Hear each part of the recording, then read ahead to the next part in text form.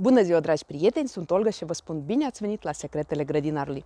Astăzi vom vorbi despre cultivarea pepenelui verde. Pepenele verde este o plantă originară din Africa.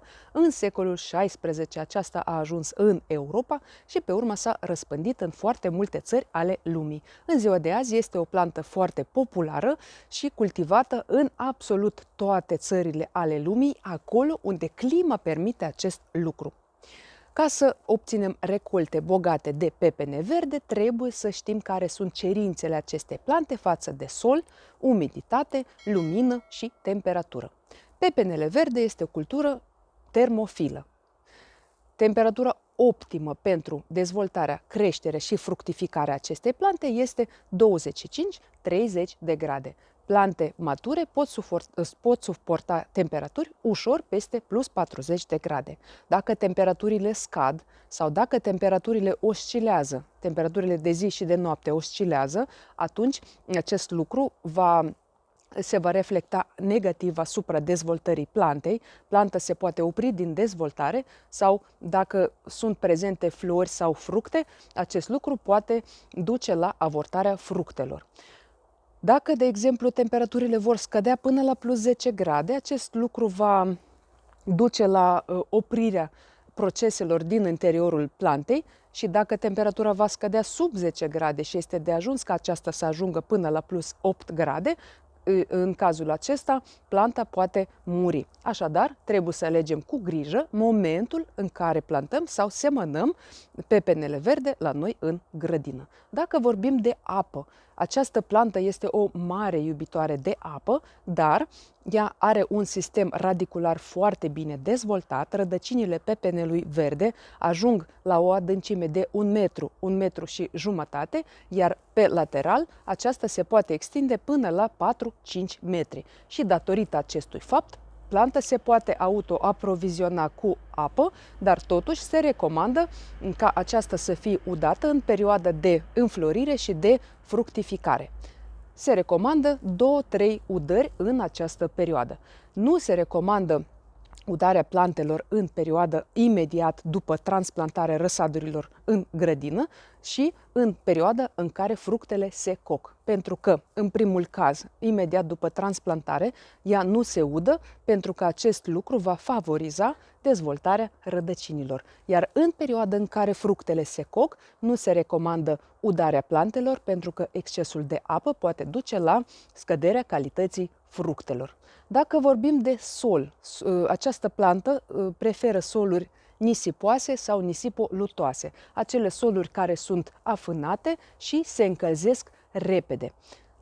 De asemenea, planta nu suportă excesul de azot pentru că acest lucru va scădea calitatea fructelor.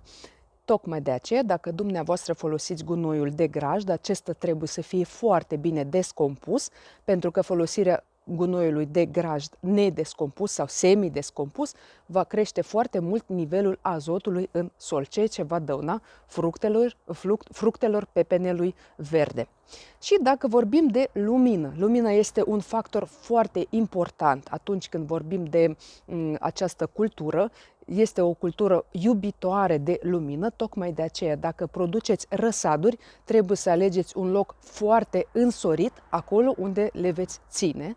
Și atunci când alegeți acel loc în care veți planta sau semăna această cultură, locul de asemenea trebuie să fie însorit, pentru că lumină insuficientă poate duce la stagnarea creșterii plantei și de asemenea poate duce la avortarea florilor și dezvoltarea târzie a fructelor sau poate duce la lipsa fructelor sau vor apărea fructe, dar mult mai puține din cauza lipsei sau insuficienței de lumină. Iată, dragi prieteni, câte pretenții are această plantă. Totuși, dacă noi cunoaștem aceste lucruri, această plantă este foarte ușor de cultivat în condițiile noastre în România. De asemenea, această plantă nu suportă curenții de aer și tocmai de aceea, când pepenii verzi sunt cultivați în câmp, acolo unde bate vântul destul de des, se folosesc perdele naturale din plante înalte, de exemplu din porumb. Și atunci porumbul va proteja plantația de pepeni verzi împotriva vântului puternic și împotriva curenților de aer rece. De asemenea, dacă vorbim de plantarea acestei culturi această cultură se poate atât semăna direct în câmp deschis, cât și se poate planta prin răsad. Atunci când alegem să semănăm pepenele verde direct, atunci trebuie să avem grijă ca temperatura solului să fie de minim 12-14 grade.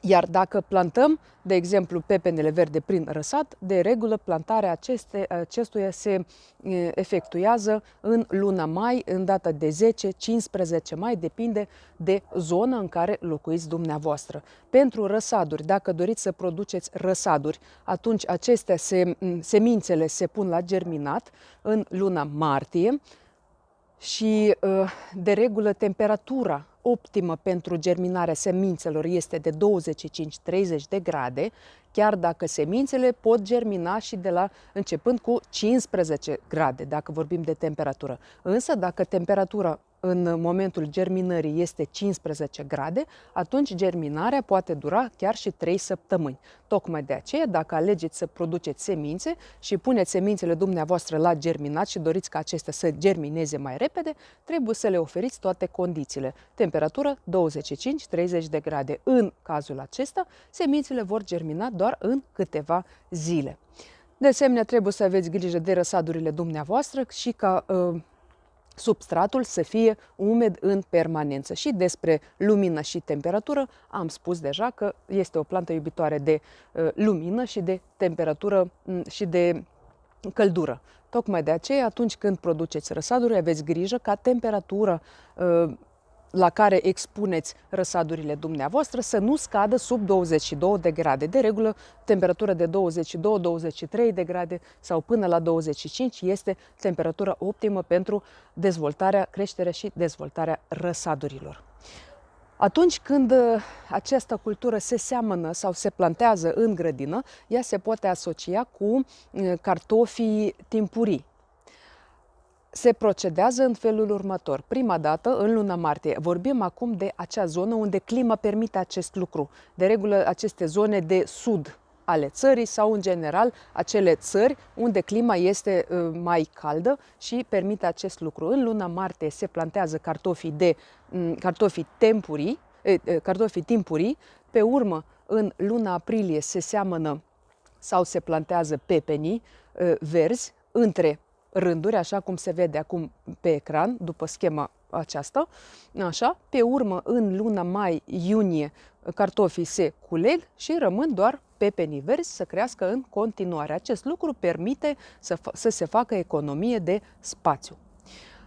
Dacă vorbim de plantă, planta este ierbacee anuală și face parte din familia Cucurbitaceae. Acest lucru înseamnă că pepenele verde este rudă cu castraveții, pepenele galben cu dovlecei, dovlecii și cu alte plante care fac parte din această familie. Tulpina acesteia este târătoare, poate ajunge până la 4-5 metri. Tulpina este acoperită cu niște perișori maro, iar frunzele sunt acoperite cu niște perișori de culoare argintie. Dacă tulpina se intră în contact cu solul și solul este umed, atunci în acele locuri pot apărea rădăcini suplimentare care de asemenea pot ajuta planta, pentru că cu cât mai multe rădăcini sunt, cu atât mai bine se simte planta, pentru că și acele rădăcini o vor ajuta să se hrănească și să se aprovizioneze cu apă. De asemenea, în acele locuri în care bate vântul, se recomandă acoperirea anumitor porțiuni ale tulpinii cu pământ, ca acolo să apară rădăcini și planta să fie cât mai bine ancorată în pământ. De asemenea, dacă vorbim de flori, florile acestei plante sunt unisexuale, mai multe sunt flori femele și acestea au nevoie de polenizare. Dacă se dorește obținerea recoltei timpurii, atunci se reglează numărul fructelor și pe plantă rămân 4-5 fructe. Fructele pot fi, soiurile de pepene verde pot fi timpurii, semitimpurii, semitârzii și târzii. Totuși, soiurile târzii au un avantaj pentru că fructele acestora se pot păstra perioade mai lungi. Fructele se culeg atunci când ele ajung la maturitate fiziologică și pentru că pepenii verzi nu se coc după recoltare, ei rămân în acea stare în care au fost culeși. Și atunci cum ne dăm seama că fructul este copt? Unu, că fructul ajunge la acea dimensiune specifică soiului, culoarea de asemenea, fructul devine lucios și acel cârcel de la baza fructului începe să se usuce. Și dacă lovim pepenele verde cu degetul, acesta nu sună a gol. Așa putem să ne dăm seama că fructul este copt. Cei care se ocupă în mod profesional cu creșterea pepenilor verzi se pricep foarte bine și știu atunci când aceștia sunt copți. De asemenea, pepenii verzi se pot păstra o perioadă lungă de timp, până la 30 de zile. De regulă, dacă se dorește păstrarea acestora perioade mai lungi, temperatura optimă pentru păstrarea fructelor este de 3-7 grade. Și în cazul acesta este un mare avantaj pentru producătorii de aceste fructe, pentru că acestea se pot păstra perioade mai lungi și de asemenea se pot transporta pe distanțe mai lungi și acest lucru va asigura ca păstrarea bună a fructelor și faptul că acestea vor ajunge la destinație întregi și vor fi buni pentru a fi consumați. Dragi prieteni, acestea au fost informațiile legate de cultivarea pepenilor verzi, o cultură foarte mult iubită în toată lumea. Sper că aceste informații v-au fost de folos. Data viitoare vom vorbi despre o altă rudă a pepenelui verde și de asemenea sper că aceste materiale vă ajută. Dacă nu v-ați abonat până acum la canalul meu, puteți să o faceți acum.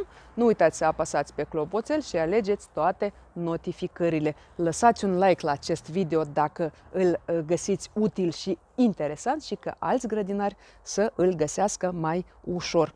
Iar eu vă doresc sănătate, spor în toate și recolte cât mai bogate. La revedere!